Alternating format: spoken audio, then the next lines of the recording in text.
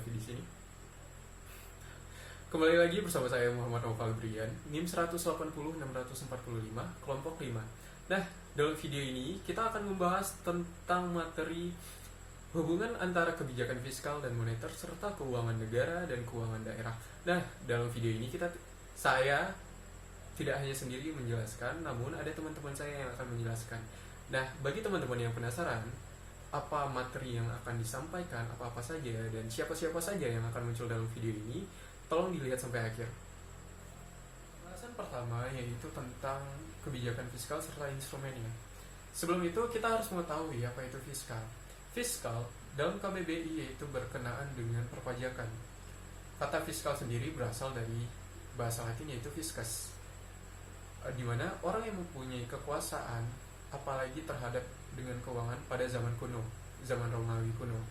Nah, untuk pengertian fiskal sendiri di Indonesia yaitu adalah bentuk pendapatan negara yang dikumpulkan dari masyarakat oleh pemerintah yang dianggap sebagai pendapatan lalu dikeluarkan dengan dengan program-program yang dikeluarkan oleh pemerintah guna untuk meningkatkan pendapatan nasional, lalu produksi, lalu perekonomian. Nah, untuk instrumen kebijakan fiskal ini ada dua, yaitu penerimaan dan pengeluaran yang berhubungan erat dengan pajak. Itu intinya. Jadi kita asumsikan saja ketika pemerintah menurunkan pajak, otomatis kemampuan daya beli masyarakat itu akan meningkat dan para industri juga akan meningkatkan penjualannya. Begitu juga sebaliknya. Untuk macam-macam kebijakan fiskal itu terbagi dua macam juga. Yang pertama yaitu kebijakan fiskal secara teori, yang kedua kebijakan fiskal secara penerimaan dan pengeluaran.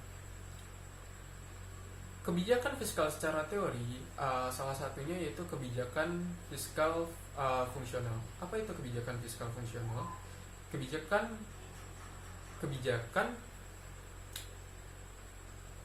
yang mempertimbangkan penerimaan pengeluaran anggaran pemerintah untuk melihat akibat-akibat secara tidak langsung terhadap pendapatan nasional, dan itu berhubungan dengan kesempatan kerja, untuk meningkatkan kesempatan kerja. Sedangkan kebijakan secara penerimaan dan pengeluaran, salah satunya yaitu kebijakan surplus, di mana kebijakan ini yaitu mementingkan pendapatan daripada pengeluaran. Itu di mana pajak itu dinaikkan ketimbang pengeluarannya, itu pengeluaran dikecilkan sehingga itu menyebabkan surplus. Nah, itu hanya yang bisa saya sampaikan. Nanti teman saya akan melanjutkan. Terima kasih telah melihat. Assalamualaikum warahmatullahi wabarakatuh. Perkenalkan, saya Rahma Dwi Agusti, NIM 180600012. Baiklah, di sini saya akan melanjutkan materi dari Naufal Brian yang berjudul Kebijakan dan Instrumen Moneter. Sebelumnya, kita harus tahu dulu apa itu definisi kebijakan moneter. Kebijakan moneter adalah tindakan yang dilakukan oleh penguasa moneter atau bank sentral untuk mempengaruhi jumlah uang beredar dan kredit yang pada gilirannya akan mempengaruhi kegiatan ekonomi masyarakat. Tujuan kebijakan moneter yang pertama, mengedarkan mata uang sebagai alat pertukaran atau medium of change dalam perekonomian. Yang kedua, mempertahankan keseimbangan antara kebutuhan likuiditas perekonomian dan stabilitas tingkat harga. Yang ketiga, distribusi likuiditas yang optimal dalam rangka mencapai pertumbuhan ekonomi yang diinginkan pada berbagai sektor ekonomi. Yang keempat, menjaga kestabilan ekonomi. Yang kelima, menjaga kestabilan harga. Dan yang keenam adalah meningkatkan kesempatan kerja. Instrumen kebijakan moneter itu dibagi dua, yaitu ada kebijakan moneter kuantitatif dan kebijakan moneter kualitatif. Yang pertama ada kebijakan moneter kuantitatif. Kebijakan moneter kuantitatif ini adalah kebijakan moneter yang bersifat kuantitatif, yang biasanya berupa campur tangan bank sentral secara langsung terhadap kebijakan perbankan. Yang kedua ada kebijakan moneter kualitatif. Kebijakan moneter kualitatif ini kebijakan moneter yang bersifat kualitatif, biasanya berupa pengawasan atau himbauan bank sentral kepada kegiatan perbankan. Jadi di sini bank sentral tidak campur tangan secara langsung. Kebijakan moneter kuantitatif itu yang pertama ada kebijakan operasi pasar terbuka atau open market operation. Kebijakan operasi pasar terbuka itu adalah kebijakan dengan cara menjual atau membeli surat berharga pemerintah. Dengan hal ini, maka pengaruhnya terhadap jumlah uang beredar adalah jika pemerintah ingin menambah jumlah uang beredar di masyarakat, maka pemerintah akan membeli surat berharga tersebut. Tetapi jika pemerintah ingin mengurangi jumlah uang beredar di masyarakat, maka pemerintah akan menjual surat berharga tersebut milik pemerintah. Selanjutnya ada kebijakan politik diskonto atau diskonto rate. Kebijakan diskonto rate ini adalah suatu kebijakan dengan memainkan tingkat suku bunga pada bank sentral dan bank umum. Dengan hal ini, maka pengaruhnya terhadap jumlah uang beredar adalah jika pemerintah ingin menambah jumlah uang beredar di masyarakat, maka pemerintah akan menurunkan tingkat suku bunga. Tetapi, jika pemerintah ingin mengurangi jumlah uang beredar di masyarakat dengan cara menaikkan tingkat suku bunga dengan harapan bahwa ketika tingkat suku bunga itu naik, maka akan banyak penyimpanan uangnya di bank dalam bentuk tabungan, deposito, giro, dan sebagainya. Selanjutnya ada kebijakan rasio cadangan wajib minimum. Kebijakan cash ratio ini adalah kebijakan dengan cara mengatur jumlah simpanan wajib bank umum pada Bank Indonesia sebagai bank sentral. Dengan hal ini, maka pengaruh terhadap jumlah uang beredar adalah jika pemerintah mau menambahkan jumlah uang beredar di masyarakat, maka pemerintah akan menurunkan cadangan wajib minimumnya, tetapi jika pemerintah ingin mengurangi jumlah uang beredarnya di masyarakat, maka pemerintah akan menaikkan cadangan minimum bank-bank umum tersebut. Kebijakan moneter kualitatif. Kebijakan moneter kualitatif ini ada himbauan moral atau moral suasion. Kebijakan himbauan moral ini adalah suatu kebijakan dengan cara memberikan himbauan-himbauan moral kepada para pelaku ekonomi. Yang dimaksudkan di sini untuk mempengaruhi sikap lembaga moneter dan individu yang bergerak di bidang moneter dengan pidato-pidato gubernur pada bank sentral atau publikasi-publikasi agar supaya bersikap seperti yang dikehendaki oleh penguasa-penguasa moneter. Selanjutnya ada pengawasan kredit selektif atau selective credit monitoring. Kebijakan ini biasanya berlaku untuk sektor dan tujuan tertentu, seperti kredit ekspor, kredit pemilikan rumah, kredit usaha kecil, kredit untuk pengadaan pangan, dan lain-lain. Tujuan utama untuk mengawasi apakah kredit yang diberikan bank sesuai dengan keinginan pemerintah. Baiklah, sekian materi dari saya. Materi selanjutnya akan dilanjutkan oleh Putri. Baiklah, saya akan melanjutkan materi berikutnya, yaitu hubungan antara kebijakan fiskal dan kebijakan moneter, serta koordinasi antara kedua kebijakan ini. Jadi, kalau dilihat dari koordinasinya, kedua kebijakan ini sangat perlu berkoordinasi, karena salah satu kebijakan akan mempengaruhi kebijakan lain. Contoh, ketika pemerintah memutuskan untuk membangun infrastruktur dan meningkatkan belanja pemerintah, ini akan meningkatkan demand agregat atau permintaan secara menyeluruh yang nantinya akan berpengaruh pada peningkatan harga sehingga terjadi inflasi. Ketika terjadi inflasi, ini akan membatalkan tujuan dari moneter, yaitu kestabilan harga. Sehingga antara kedua pengambil kebijakan ini, yaitu Bank Indonesia dan pemerintah perlu berkoordinasi agar kebijakan yang mereka ambil dan mereka respon itu bisa mewujudkan tujuan perekonomiannya. Entah itu karena tujuan perekonomiannya ini trade off. Kalau pertumbuhan ekonomi diinginkan, maka inflasi pasti terjadi. Kalau inflasi ditekan, pertumbuhan ekonomi akan menurun.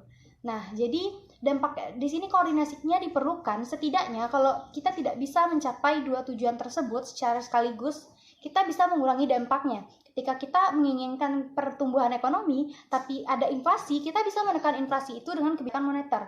Jadi di sini perlu peranan dari bank sentral sebagai pengambil keputusan agar inflasi itu tidak berlanjut atau inflasi itu tidak terlalu parah. Nah, berikutnya itu kita melihat hubungan antara kedua kebijakan ini. Kedua kebijakan ini tentunya berhubungan karena keduanya saling mempengaruhi.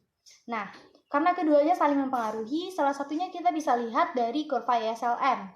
Nah, jadi kurva ISLM ini melihat bagaimana suatu kebijakan, seperti misalnya kebijakan fiskal, itu dapat mempengaruhi instrumen-instrumen kebijakan dari kebijakan moneter. Contohnya, bagaimana belanja pemerintah mempengaruhi pendapatan bagaimana belanja pemerintah itu akan mempengaruhi pengeluaran pemerintah dan mempengaruhi tingkat pendapatan negara, lalu mempengaruhi tingkat suku bunga. Atau pengambilan kebijakan moneter, di mana kebijakan moneter ini diambil misalnya meningkatkan jumlah uang beredar agar pertumbuhan ekonomi itu meningkat, tapi itu menyebabkan inflasi juga kan. Nah, bagaimana ini akan ketika JUB itu meningkat, maka kurva LM akan bergeser gitu. Jadi hubungan antara keduanya itu saling timbal balik dan saling berdampak. Sehingga pertemuan antara kurva IS dan LM itu akan membentuk suatu keseimbangan, yaitu keseimbangan pendapatan dan keseimbangan tingkat suku bunga. Nah, jadi hubungan keduanya itu adalah saling mempengaruhi dan koordinasinya itu sangat diperlukan agar terjadi kestabilan perekonomian, kestabilan harga, dan peningkatan pertumbuhan ekonomi, tergantung dengan tujuan dari perekonomian di masing-masing negara. Assalamualaikum warahmatullahi wabarakatuh. Perkenalkan, nama saya Indri Pramudita. Baiklah, saya akan melanjutkan materi berikutnya, yaitu tentang hubungan dan koordinasi keuangan negara dan daerah. Hal ini dapat diartikan sebagai suatu sistem yang mengatur bagaimana caranya sejumlah dana dibagi di antara berbagai tingkat pemerintah, serta bagaimana cara mencari sumber-sumber pembiayaan daerah untuk menunjang kegiatan-kegiatan sektor publiknya. Instrumen yang digunakan dalam hal ini ada beberapa, yaitu yang pertama dana perimbangan, yaitu dana yang bersumber dari penerimaan APBN yang dialokasikan kepada daerah untuk membiayai kebutuhan daerah dalam rangka pelaksanaan desentralisasi. Yang kedua yaitu ada dana alokasi umum, dana yang berasal dari APBN yang dialokasikan dengan tujuan pemerataan kemampuan keuangan antara daerah untuk membiayai kebutuhan pengeluarannya dalam rangka pelaksanaan desentralisasi.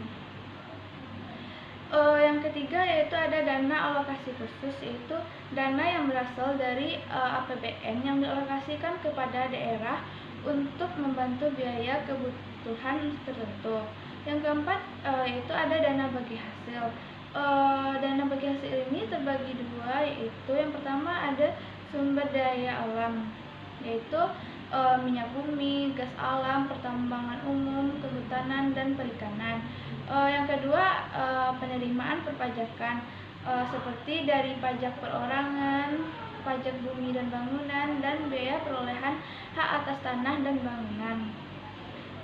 Pengaturan relasi keuangan pemerintah pusat dan daerah yang antara lain dilaksanakan melalui dana perimbangan keuangan pemerintah pusat dan daerah. Yang pertama yaitu dalam rangka pemberdayaan masyarakat dan pemerintah daerah agar tidak tertinggal di bidang pembangunan. Yang kedua yaitu untuk mengintensifkan aktivitas dan kreativitas perekonomian masyarakat, setiap daerah, Pemda dan DPRD bertindak sebagai fasilitator dalam pembangunan ekonomi yang dilaksanakan oleh rakyatnya. Artinya, dalam era rakyat harus berperan aktif dalam perencanaan dan pelaksanaan pembangunan daerahnya. Yang ketiga yaitu mendukung terwujudnya good governance oleh Pemda melalui perimbangan keuangan serta transparan, dan untuk menyelenggarakan Oda secara demokratis, efektif, dan efisien dibutuhkan sumber daya manusia yang profesional. memiliki moralitas yang baik. Oleh sebab itu, desentralisasi fiskal yang dilaksanakan melalui perimbangan keuangan akan meningkatkan kemampuan daerah dalam membangun dan pemberian pelayanan kepada masyarakat daerah. Bukan hanya sekedar pembagian dana, lalu terjadi desentralisasi PKN dari pusat ke daerah. Sekian materi dari saya. Itulah materi yang telah disampaikan oleh saya dan teman-teman saya tentang kebijakan fiskal serta moneter dan keuangan negara dan desa. Terima kasih telah menonton sampai habis. Inilah yang bisa kami tampilkan. Saya sebagai perwakilan memohon maaf jika ada kata-kata yang salah. Tolong dimaafkan dan tetap di rumah. Assalamualaikum warahmatullahi wabarakatuh.